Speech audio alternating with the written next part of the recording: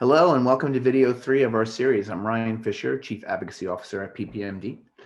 This video will provide you some background on advocacy efforts related to the Food and Drug Administration, or FDA. But first, a little background on FDA and the function of the agency. FDA sits under the executive branch of government. Their mission is to protect the public health from unsafe foods, medications, and medical devices. It's to promote the public health, in which they play a key role in advancing drug development. And finally, to follow the laws and rules and regulations set forth by Congress, our elected representatives. And importantly, this is where patient advocacy and patient voices played a pivotal role in impacting how the agency operates. So perhaps some history on the FDA and how it was formed. FDA was formed in 1906 through an act of Congress. And in many ways, the FDA has changed over time due to events and tipping points that have caused the need for oversight and regulation of food and drugs. And in this case, the formation of the agency came about following the release of a novel by Upton Sinclair called The Jungle, which really highlighted the shockingly unhygienic conditions of the Chicago stockyards. So in this case, the agency was formed because of food regulation. And Congress put in place new overseeing powers of this newly formed agency to ensure that food was safe. The agency's authority was further enhanced in 1938, and the tipping point here was there was an elixir that was improperly prepared and caused mass poisoning in the US, and resulting in 100 deaths of American citizens. And that brought about more regulatory power to the FDA over drug safety. Then in 1962, a drug called thalidomide, which is a morning sickness drug for pregnant women, happened to be causing birth defects in Europe and Canada and other countries. So this brought about the need for drug makers to provide information about medications, about how safe they were, but also how effective they were. This ultimately gave the FDA more powers over regulation of new drugs. And the next major tipping point in our more recent history came about following the HIV/AIDS crisis, where the issues around FDA capacity to review medications in a timely manner came to surface after activists and advocates spent years voicing their outrage at the slow pace of getting medications to patients. And with that, the Prescription Drug User Fee Act, or PDUFA, was born. So let's just take a look at the Prescription Drug User Fees Act. This is legislation passed by the US Congress in 1992 and allowed the FDA to collect fees, known as user fees, from drug manufacturers to fund the new drug approval process. So the FDA needed more resources, more staff, and a deal was struck where these fees would come into play and drug makers would pay them, but they'd have requirements known as performance goals. So setting timelines for completion of review by the FDA. And the promise that these fees would supplement rather than replace funding from Congress. So Congress still appropriates taxpayer money to the FDA. Another important part, a key part of the legislation, was the creation of the accelerated approval pathway. The FDA instituted the accelerated approval pathway as a program to allow for earlier approval of drugs that treat serious conditions and that fill an unmet medical need based on a surrogate endpoint. In this case, HIV/AIDS was the driver for the need for accelerated approval, but since then, accelerated approval has been used in cancers as well as rare diseases like Duchenne. It's a very important pathway that the FDA provides. So following that, the PDUFA bills have to be renewed every 5 years. So these are must-pass pieces of legislation. And it has been a vehicle for patient advocacy to work with Congress on the needs and priorities of patients. Here you see in 1997, the PDUFA bill included new pathways for companies to communicate with the FDA in a more increased fashion. So more collaboration between the agency and those drug developers. Then PDUFA 3 in 2002 added additional post-market regulation and tracking safety and efficacy. This came following the 2001 9/11 attacks. So included in that bill was also some information on bioterrorism and drug safety. And then in 2007, there was a need for additional post-approval safety monitoring. And this came under PDUFA 4. In 2012 was a groundbreaking moment for rare disease with the passage of PDUFA 5, also known as the Food and Drug Safety and Innovation Act. This was a really groundbreaking moment for the patient voice in drug development, and really thanks to patient advocacy and many in the rare disease community who worked collaboratively along with our congressional champions, the Food and Drug Safety and Innovation Act was passed and really serves as a watershed moment in patient voice and patient engagement in drug development and review. So we were successful in working together to advocate for specific rare disease provisions within the bill. The final legislation included major wins for our community, including the expansion of accelerated approval, which formerly was mainly used in HIV and AIDS and some cancers. It expanded it to ensure that rare diseases were considered for that fast tracking pathway of accelerated approval.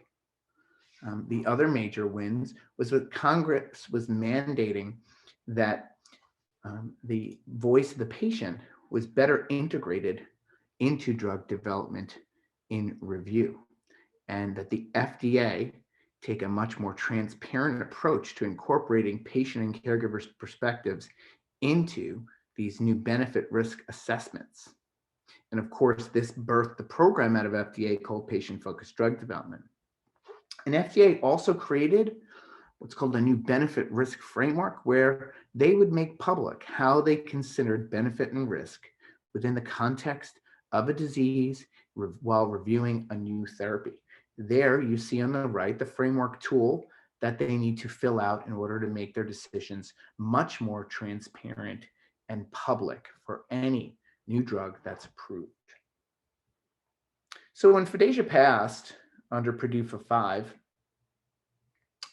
we as a community really began to look at innovative ways of engaging the FDA and drug companies around our community to inform the work they were doing.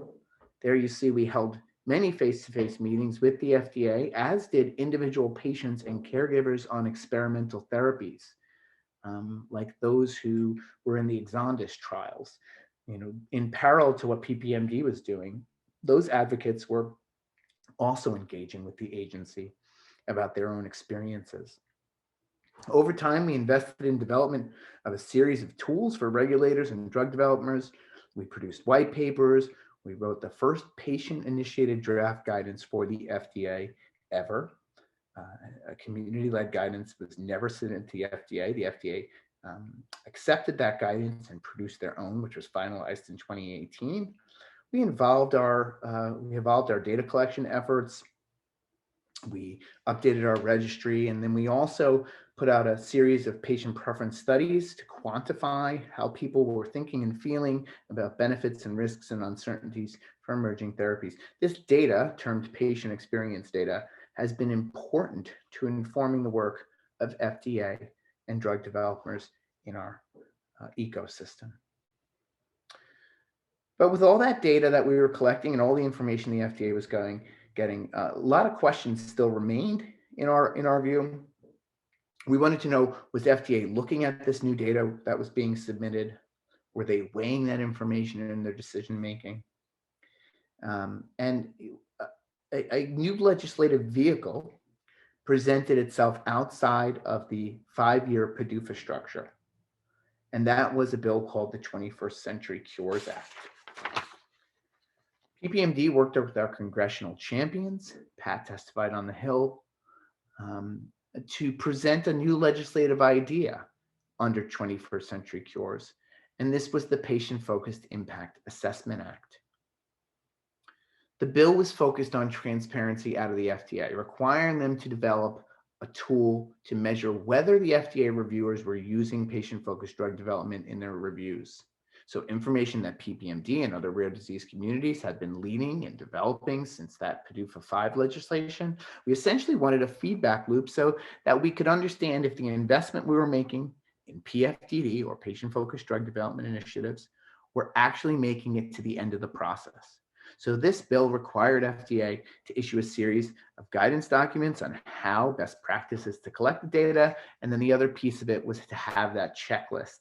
The bill actually passed the Senate, and we were thrilled to see that it was incorporated and included in that larger 21st Century Cures Act. The final legislation for 21st Century Cures Act included a number of provisions along with this patient-focused impact assessment, or PFIA. It included more money for the NIH, more money for the FDA, and then this new way of bringing the patient voice into the process of drug development, where FDA needed to provide us with a bit more guidance on how to do so and be transparent about how they were using it. We were thrilled to see this piece of legislation our community really crafted, implemented. And here you see on your screen an example of what the FDA calls the statement of patient experience. The FDA reviewer has to fill this out, and they have to tell us if they had access to patient-reported outcome data, clinician-reported data, qualitative studies. So every time you all are doing a survey or an interview with a researcher, patient-focused drug development or stakeholder summary reports, and even patient guidances like the one that our community put forward. And then the legislation included a list of the guidance documents that we asked for. So we asked FDA, give us more insight into what kind of data and how to collect it, and those are currently in process. So after 21st Century Cures was passed in 2016, the next PDUFA was actually up for reauthorization. And they called this a skinny PDUFA because so much was done within 21st Century Cures. But as this is must-pass legislation, and these user fees are still in play when it comes to companies submitting data to the FDA, it was reauthorized. It had provisions strengthening patient-focused drug development. It also had provisions around patient-reported outcomes and making sure that those are developed and used, and then additional language on real-world evidence. So now we have clarity on whether or not regulators have access to patient experience data under that Patient-Focused Impact Assessment Act we got passed and included in 21st Century Cures. So that's a step in the right direction. But in our view, a gap still exists. The question is, now that we know they have the data, how are they actually incorporating this data into their decision-making? And here we see a need for additional legislation to fill this gap. So we feel that this legislation that has been recently introduced, that PPMD is helping to lead, will help to fill the gap. The legislation is called the Better Empowerment Now to Enhance Framework and Improve Treatments, or more easily to remember, the Benefit Act. So what this does is, on the right, you see that framework that the FDA has to fill out at the time of reviewing a new therapy. And it amends this framework to ensure patient experience related data. So that data we were talking about, patient reported, which includes patient reported outcome data, patient testimonies, patient preference data, information from patient meetings with FDA. All of that needs to be considered as part of this benefit risk assessment by FDA. So there's the current matrix you see. What we're asking for is a pretty modest change to add a section where they can provide us with how does the voice of the patient experience, factor into your decision making. This way we know if all the tools we're creating, all the data we're collecting is actually having an impact and how it may be factored into the review of a new drug. So our ask to Congress this year includes an ask for them to support the Benefit Act. It was introduced by Duchenne champion Senators Klobuchar and Wicker, and we're going to ask on the Hill this year at the virtual conference for your senators to co-sponsor the Benefit Act. A House companion is still being completed so that we should have a House bill. In your meetings, you'll mention the Benefit Act and mention that the House champions will be taking up their version of the bill, which will be identical, and that we hope they support and co-sponsor the Benefit Act once there is a House version.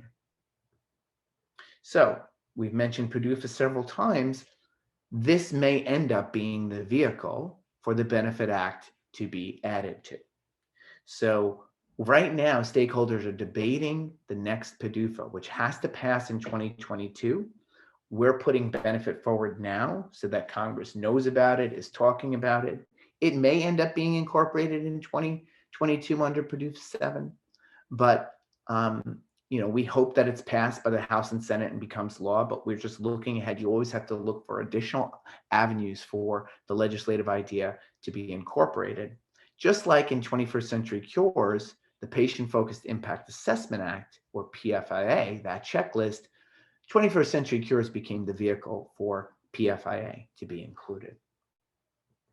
So with that, I thank you very much for listening. This has been a history about FDA related advocacy. Thank you.